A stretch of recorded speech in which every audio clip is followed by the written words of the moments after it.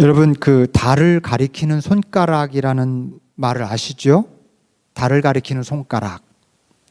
세례 요한은 말 그대로 예수님이라는 달을 가리키는 손가락이다, 그렇게 말할 수 있을 것 같습니다.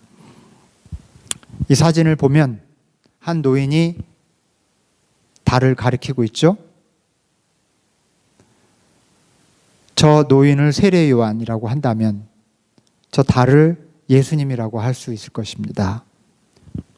세례 요한은요, 사람들이 자기에게 과도한 관심을 갖자 내가 아니라 내가 가리키는 저 달을 바라보라고 그렇게 외친 사람입니다. 자기는 그분의 신발끈을 풀 수도 없는 사람이라고. 여기서 좀 정확히 할게요. 자주 우리가 헷갈리는데 신발끈을 묶을 자격조차 없다, 이렇게 얘기하는데 신발끈은 본인이 묶었습니다. 신발끈을 푸는 것을 종이 했어요. 세례 요한은 신발끈을 풀 자격도 없다, 이렇게 말한 겁니다. 그래서 이거를 정확히 아시는 게 좀 좋을 것 같아요. 신발끈을 풀 수도 없는 사람이라고 그렇게 얘기합니다, 자기를. 그리고 자신은 그저 그분이 오실 길을 예비하는 사람일 뿐입니다. 그러니 제발 내 손가락을 보지 말고 내가 가리키는 저 달을 바라보십시오, 이렇게 외쳤던 사람이 세례 요한입니다. 자, 오늘은 요한복음 강해의 설교 두 번째 시간이고요. 세례 요한에 대해서 말씀을 나누려고 합니다. 세례 요한. 그러나 지금 말씀드린 대로 세례 요한에게 관심을 집중하는 것은 그의 손가락만 바라보는 일이 될 수 있기 때문에 그가 가리키는 분, 다시 말해서 예수님에 대해서 살펴볼 수밖에 없습니다. 세례 요한에 대해서 말을 한다면, 세례 요한을 살펴봐야 한다면 반드시 세례 요한이 가리키는 손가락이신 예수님을 함께 이렇게 살펴봐야 한다는 말씀입니다.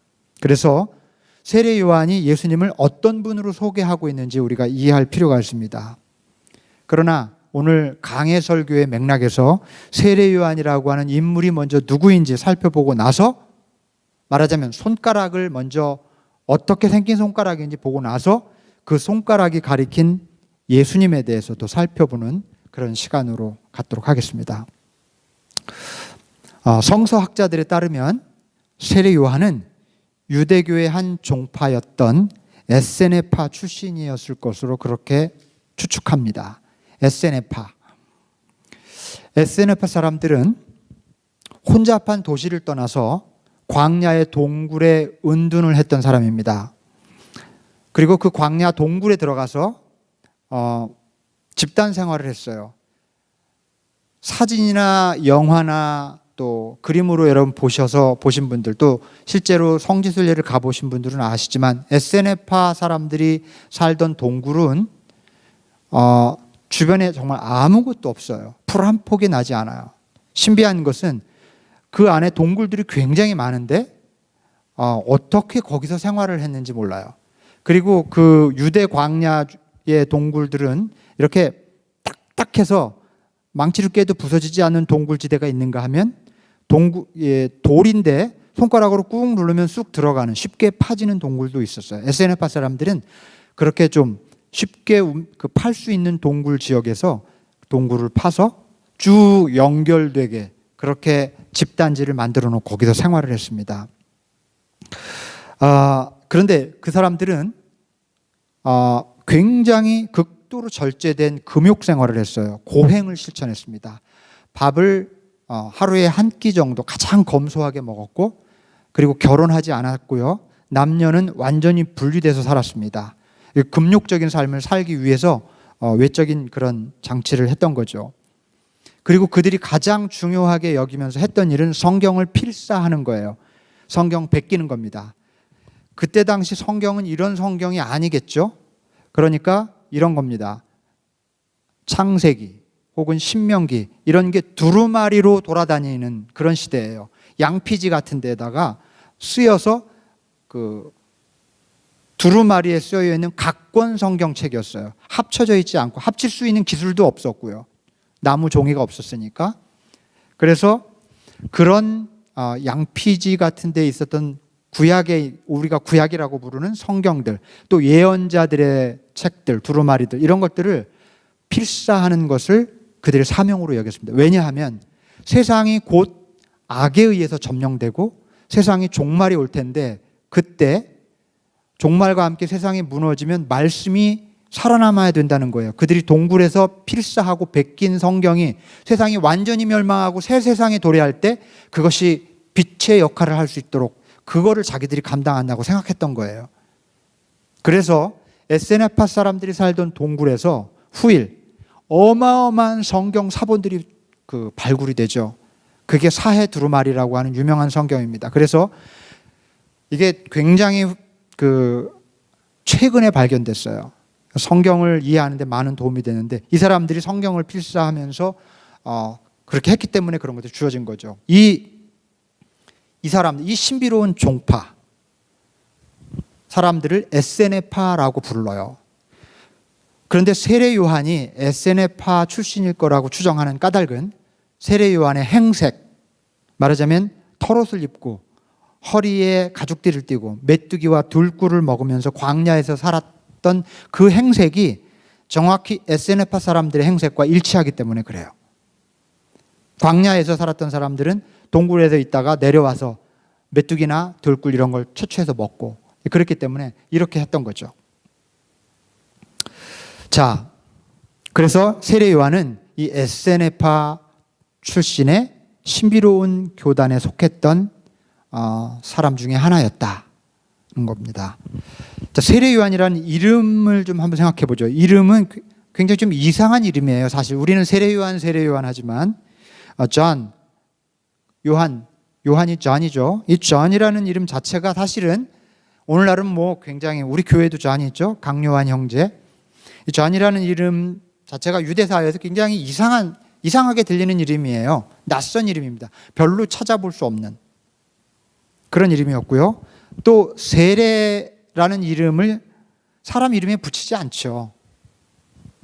그런데 세례 요한의 부모였던 그 사가랴와 엘리사벳이 천사에게 계시를 받고 요한이라고 이름을 붙이라고 하는 말, 존이라고 이름을 붙이라는 말을 듣고 사람들이 반대하는데도 불구하고 이름을 붙입니다. 그런데 나중에 이 요한이 유명해지고 나서 유대 사회에 요한이라는 이름을 붙이는 게 유행이 되죠. 그래서 존이라는 이름은 그 이후로 흔해진 겁니다. 바로 이 세례 요한 때문이었습니다.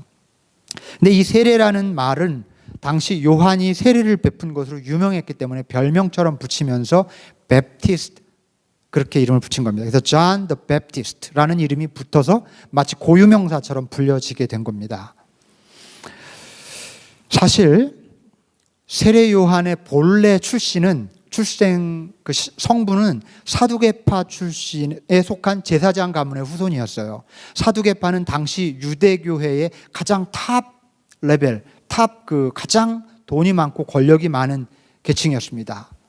그 사두개파에 속한 제사장 가문의 후손이에요. 말하자면 유대 사회에서 많은 기득권을 누릴 수 있는 신분의 사람이었습니다. 그런데 우리는 전혀 알 수 없지만 지금 어떤 일인지는 알 수 없지만 세례 요한이 그 모든 기득권을 내려놓고 에세네파의 일원이 되기 위해서 동굴로 들어간 거예요.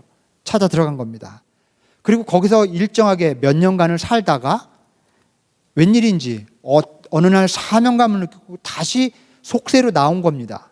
세상으로 내려와서 회개와 세례 운동을 대대적으로 펼치기 시작합니다. 광야라고 하는 지역이 에세네파 사람들이 은둔하는 동굴 지역과 사람들이 모여 사는 마을의 중간 지점쯤입니다. 그래서 이쯤에서 사람들을 초대해서 거기서 얘기하고 사람들이 찾아오고 그러면서 요단강에서 세례를 주면서 회개하라고, 이대로는 안 된다고 선포했던 거죠. 그 세례 요한의 메시지를 오늘의 언어로 요약을 하면 이런 겁니다. 우리 시대 오늘의 우리에게 맞는 언어로 얘기하자면 종교의 허울에서 벗어나서 진정한 하나님의 자녀로 살라는 겁니다.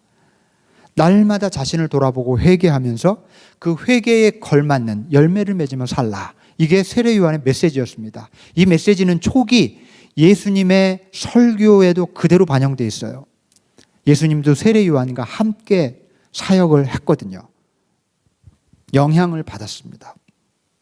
이처럼 세례 요한은 당시 주류 제도권 유대교를 강렬히 비판했어요. 오늘 우리 시대로 얘기하면 당의 교회를 향해서, 이 시대의 성직자들을 향해서, 그러니까 부패한 성직자겠죠. 타락한 성직자, 타락한 교회겠죠.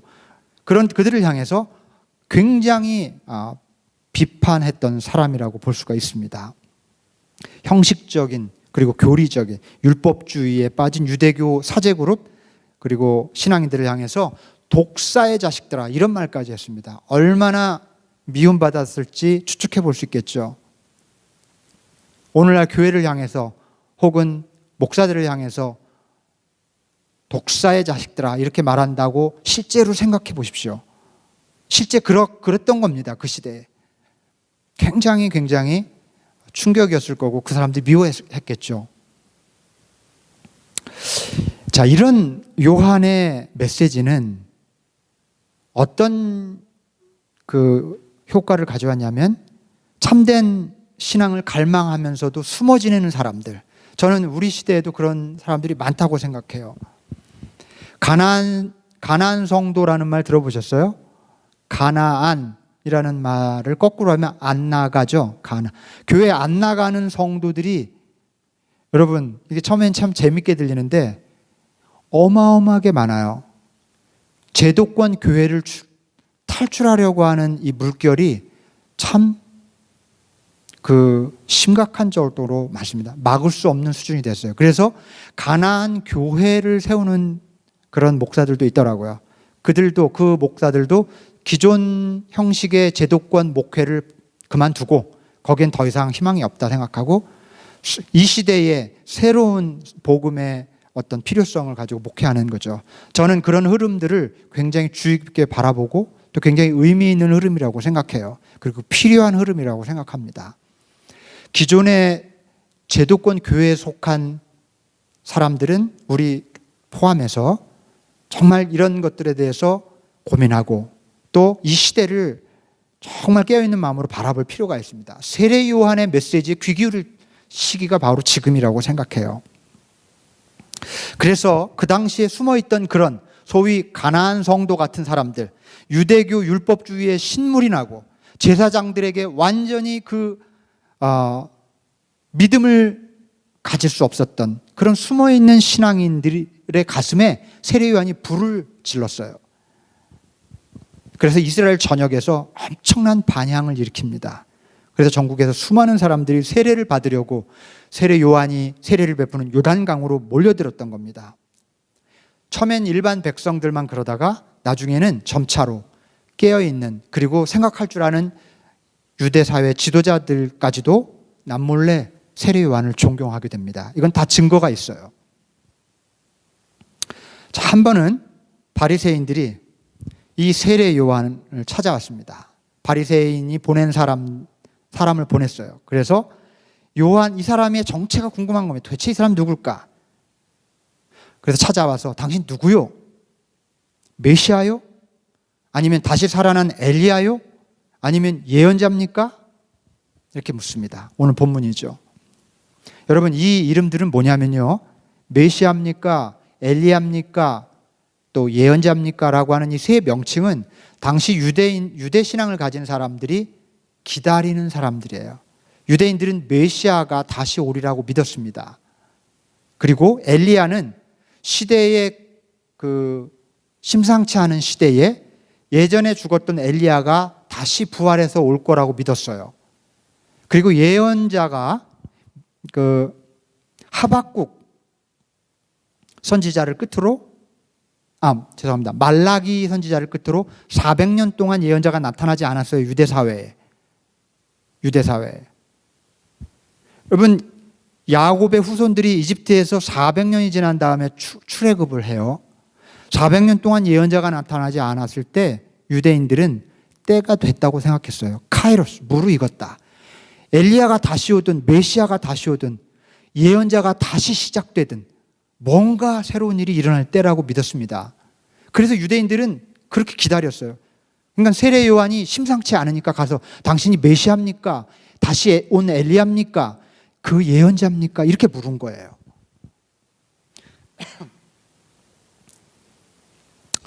아, 그랬더니 세례 요한이 대답을 합니다. 저는 분명히 말하지만 나는 그리스도가 아닙니다. 자, 그리스도는 메시아라는 말이랑 같은 뜻입니다. 나는 메시아가 아닙니다. 그리고 난 예언자도 아니고 다시 온 엘리야도 아닙니다. 다만 옛적에 이사야 예언자가 말했던 대로 나는 그저 광야에서 외치는 자의 소리일 뿐입니다. 이렇게 소개합니다. 광야에서 외치는 자의 소리. I am the voice of one calling in the desert. 광야는 어떤 곳입니까? 사막이죠. 아무도 귀 기울이지 않는 버려진 땅, 사막으로부터 울려나오는 하나의 소리래요, 소리. 자기를 소리라고 소개합니다. 자, 소리는 어떤 거죠? 소리를 생각해 보면, 가만히 생각해 보시죠. 나는 소리입니다 라는 말이 무슨 뜻인지를 알기 위해서는 소리의 정체를 생각해 볼 필요가 있어요. 자, 지금 제가 소리를 내고 있습니다. 자, 이 소리는 어떤 겁니까? 소리는 보이지도 않고요, 만질 수도 없어요. 형체가 없습니다. 다만 무언가를 전하고 말하고 사라져버리는 어떤 거예요. 자기는 지금 세례 요한이 나는 그냥 저 광야에서, 사람들이 주목하지 않은 광야에서 울리는 보이스, 그냥 소리일 뿐입니다. 나는 무언가 말하고 사라지는 존재예요. 그저 무언가를 알려주고 사라져버리는 하나의 소리 같은 존재라고 자기를 소개하는 겁니다. 무언가를 가리키는 손가락일 뿐이라는 거예요, 자기는. 자, 그러자 다시 그들이 묻습니다. 아니, 그렇다면 당신이 그리스도도 아니고 예언자도 아니라면 대체 왜 사람들에게 세례를 베푸십니까? 왜 이런 일을 행하십니까? 이렇게 묻자 세례 요한은 자기가 세례를 왜 베푸는지 그 이유에 대해서 설명하지 않고 그냥 자기 뒤에 오실 분을 소개합니다. 굉장히 그래서 엉뚱하게 들려요. 아니, 당신이 이것도 아니고 저것도 아니라면서 왜 세례를 줍니까? 이러니까 엉뚱하게 누군가를 소개합니다. 여러분 가운데 여러분이 알지 못하는 한 분이 서 계시는데 그분은 내 뒤에 오시지만 나는 그분의 신발끈을 풀어드릴 자격도 없소. 이렇게 얘기하는 거예요. 그들이 세례 요한이라고 하는 손가락에 대해서 계속 묻는 겁니다. 도대체 당신 누굽니까? 손가락에 대해서 묻자 손가락에 대해서 설명하지 않고 손가락이 가리키는 달을 보라고 말하고 있는 거예요. 지금 이것이. 그래서 동문서답처럼 들리는 겁니다. 세례 요한은 자신이 주목받는 것을 철저히 피하려고 합니다. 나는 그저 광야에서 울리는 하나의 소리다 라고 대답한 것도 그렇고요. 내가 베푸는 세례에 관심 갖지 말고 내 뒤에 오시는 분, 내가 신발끈조차 풀어드릴 수 없는 그분을 바라보라고 대답한 것이 바로 그런 것입니다. 아까도 말씀드린 것처럼 신발끈을 푸는 일은 보통 집에 돌아온 주인에게 종이 달려와서 하는 서비스예요. 왜냐하면 유대 사회에 먼지가 많잖아요. 근데 그 먼지를 주인이 만지면 불결해지기 때문에 종에게 그것을 맡겼던 거죠. 물론 손을 씻고 하지만은 종이 그것을 풀어주게 되어 있습니다. 아주 큰 부자들은. 고대에 있었던 유대 사회 풍습이죠. 세례 요한은 그분에 비하면 자기는 그런 종만도 못한 사람이라는 겁니다. 종의 자격조차 없는 사람이라고 말하는 거예요. 얼마나 겸손한지 몰라요. 온 이스라엘이 그에게 세례를 받으려고 했던 인물, 경건한 믿음의 사람들이 존경했던 인물, 그래서 종교 지도자나 권력자들조차 함부로 할 수 없었던 귀한 인물, 우리는 그 놀라운 겸손과 인품에 고개를 숙일 수밖에 없게 됩니다. 저는 성경의 인물 가운데 세례 요한 정말 우리가 주목해 봐야 될 인물인 것 같아요.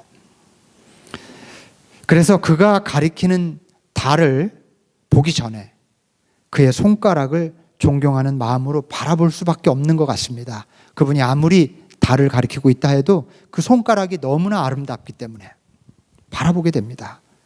예수님이 후일 세례 요한을 두고 뭐라고 말했는지 아세요? 기억나세요? 여자가 낳은 사람 중에 이보다 큰 자가 없다, 이런 얘기를 했어요. 정말 두고두고 본받을 만한 귀한 신앙인의 모델이 세례 요한이 아닌가 싶습니다. 자, 그러나 자, 이제 세례 요한에 대해서 말하자면 손가락에 대해서 자세히 살펴보았는데요. 이제 여기서부터 시선을 거두어서 이제 세례 요한이 가리키는 그 달을 지켜볼 차례입니다. 대체 그분이 누구이기에 자신은 그저 한 번 울리는 소리에 불과하다고 했는지, 신발끈조차 풀 수 없다고 했는지 한번 좀 생각해 볼 차례죠. 자, 그렇지만 오늘은요, 예수 그리스도라는 분에 대해서 그냥 전체적으로, 총체적으로 살펴보는 것은 오늘 말씀의 목적이 아닙니다. 오늘은 세례 요한이 예수님을 뭐라고 소개했는지 거기에만 포커스를 맞추겠습니다. 말하자면 세례 요한이 가리킨 그 손가락으로 가리킨 그 달을 뭐라고 묘사했는지 거기에 담긴 의미를 나누는 것이 오늘 말씀의 목적입니다. 오늘 본문 우리가 함께 읽은 마지막 절에 세례 요한은 예수님을 이렇게 소개합니다. 보시오.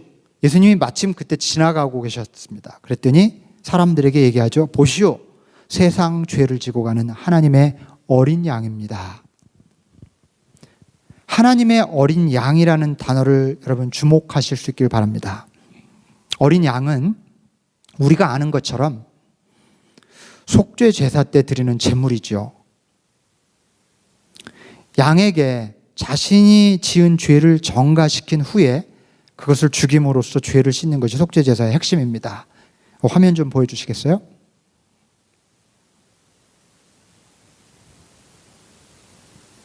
어린 양, 하나님의 어린 양.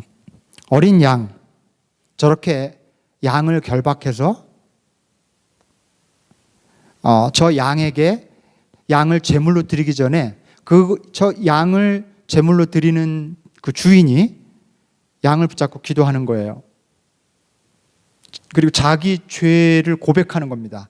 그때 그 내 안에 있는 죄가 저 양에게로 전가되는 겁니다. 그리고 나서 그냥 가면 안 되고요. 그 양이 죽어야만 내 죄가 씻겨진다는 그런 유대교의 풍습인 거죠. 이게 속죄 제사의 핵심입니다. 어린 양은요, 내 죄를 대신 짊어지고 죽어야 하는 속죄 제물인 겁니다. 세례 요한은 예수님이 바로 그런 분이라는 거예요. 우리가 너무 많이 들었던 얘기죠. 어린 양 예수, 찬양을 드리기도 하고. 그런데 한번 좀 새로운 눈으로 생각해 봅시다. 예수를 어린 양에 비유했다고 하는 것. 이게 무슨 의미인지 좀 깊이 생각해 볼 필요가 있는 것입니다. 세상 죄를 지고 가는 어린 양. 이것이 세례 요한이라는 손가락이 가리킨 달이었습니다.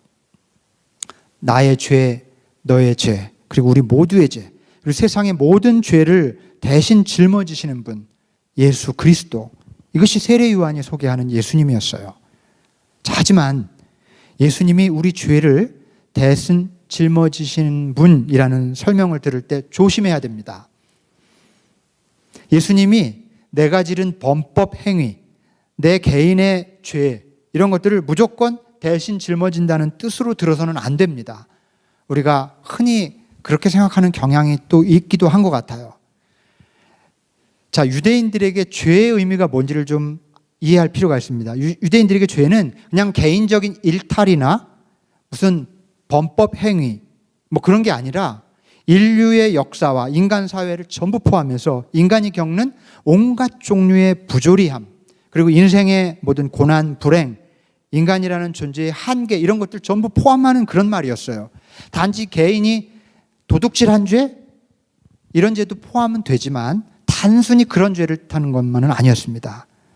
말하자면은 인생을 살면서 부딪히는 모든 종류의 비정상을 뜻하는 것이 바로 죄였습니다. 그래서 예수님은 단지 내 개인의 죄를 대신 짊어지시는 분이 아니라 내 삶의 비정상을 정상으로 바꾸시는 분, 우리 인생 여정의 나침반 같은 그런 분이라는 뜻인 것이죠. 자, 지난 2000년 동안 우리 기독교가 역사가 흐르는 동안에 우리 기독교에 자리 잡은 가장 대표적인 교리가 대속의 교리입니다. 여러분, 지금 세례 요한이 소개한 예수님을 소개하면서 이 대속의 교리를 제가 여러분에게 좀 나누려고 하는데, 이거 굉장히 중요해요. 굉장히 중요한 교리죠. 대속의 교리가 뭐죠?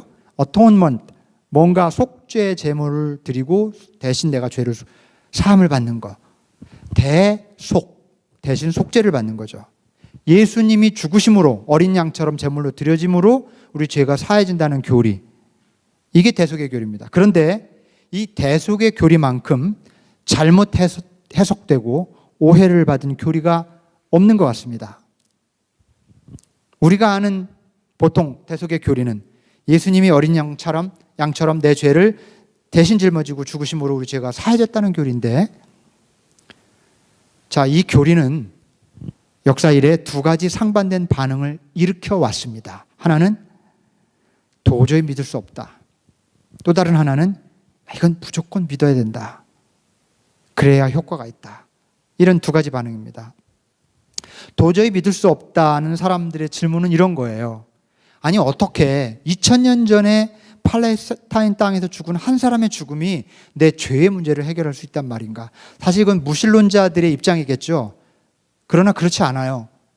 제가 아는 한, 제가 목회하면서 이 대속의 교리를 받아들이지 못하는 크리스찬들을 수도 없이 만났습니다. 굉장히 솔직하게 고민을 털어놔요. 나는 예수님이 날 대신해서 십자가를 지셨다는 말을 도대체 어떻게 이해해야 될지 모르겠습니다. 마음에 와닿지를 않아요. 이건 사실 쉽지 않아요.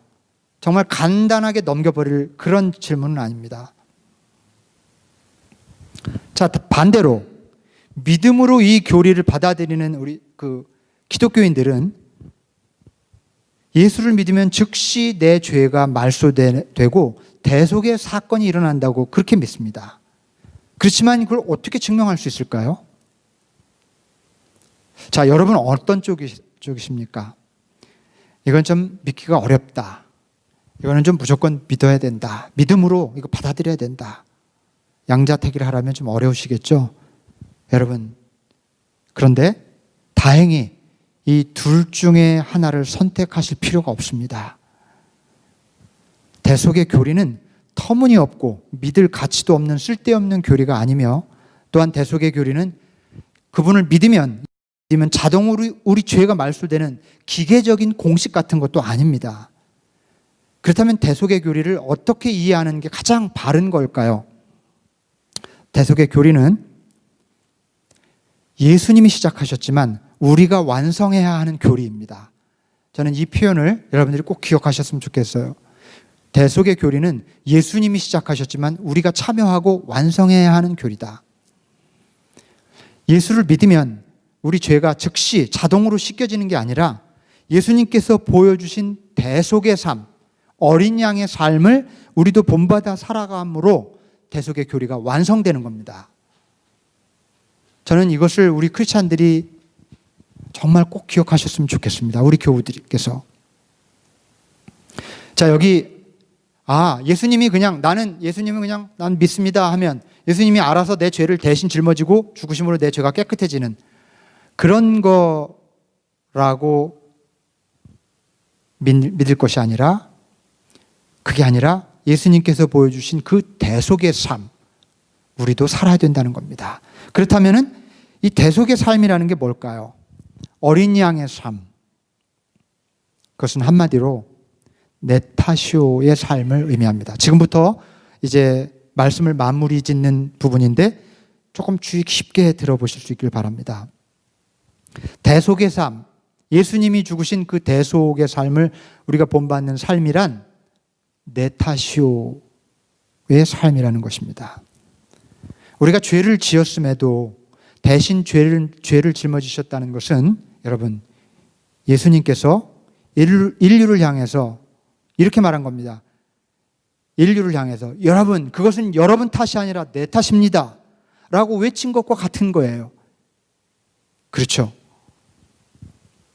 예수님께서 대신 죄를 짊어지셨다는 것은 인류를 향해서 여러분, 이 모든 죄는 내 탓입니다 라고 말했다는 겁니다. 여러분, 우리가 이 삶을 본받아야 합니다.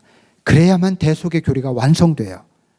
만약 우리가 대속의 삶을 본받아 살지는 않으면서 예수님이 내 죄를 대신 지셨으니까 내 죄가 사해졌다라고 그냥 기계적으로 믿는다면, 이런 거예요. 만약에 그렇게 믿는다면 예수님이 내 탓이다 라고 말할 때 우리가 예수님을 향해 그래 맞아. 당신 탓이야 라고 말하는 것과 똑같은 거예요. 잘 생각해 보십시오.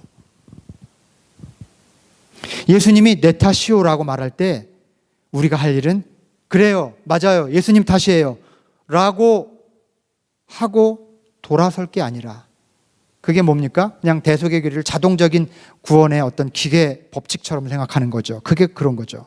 그렇게 할 게 아니라 그 무슨 말씀이십니까? 주님 탓이 아니라 내 탓입니다 라고 해야만 합니다. 이 태도가 대속의 교리를 바로 믿는 것이고 대속의 교리를 완성하는 자세입니다. 그런데 그것은 단지 내 탓이요 라고 하는 내 죄니까 내 탓입니다 라고 말하는 것뿐만 아니라 우리가 인생을 살아가면서 모든 관계 속에서 삶 속에서 일어나는 모든 트러블, 모든 어려운 문제 앞에서도 내 탓이요 하는 예수님처럼 내 탓이요라는 자세를 가지고 살아갈 필요가 있다는 것입니다. 우리 일상에서 매일같이 일어나는 다툼과 갈등, 미움과 오해의 한 복판에서 예수님처럼 내 탓입니다 라고 할 줄 안다면 놀라운 일들이 일어날 것입니다. 그리고 대속의 사건이 내 삶 속에서 일어나는 겁니다. 그리고 대속의 교리가 완성되는 것입니다. 이 땅 위에서 끊임없이 일어나는 나눔과 갈라짐을 해결할 수 있는 길은 오직 이 대속의 삶을 실천하는 일밖에 없다는 말씀을 드리고 싶습니다.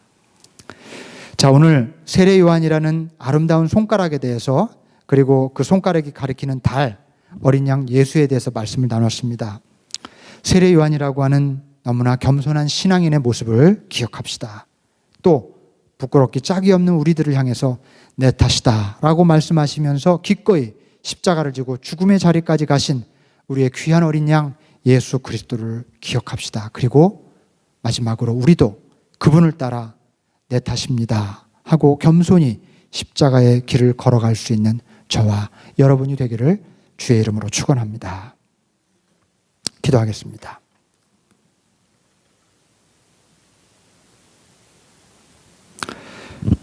하나님 아버지, 오늘 세례 요한 그 아름다운 손가락이 가리키는 더 아름답고 고귀한 달, 우리 주님 어린 양 예수를 묵상하는 시간을 가졌습니다.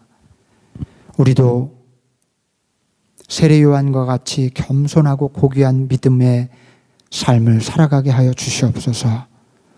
또한 우리 주님이 나를 위해 내 죄를 대신 지고 죽으셨음을 기억하되 그것을 교리적인 공식처럼 받아들일 것이 아니라 나도 주님처럼 어린 양의 삶, 대속의 삶을 살겠다고 결심하고 결단할 수 있는 저희들이 되게 하여 주시옵소서.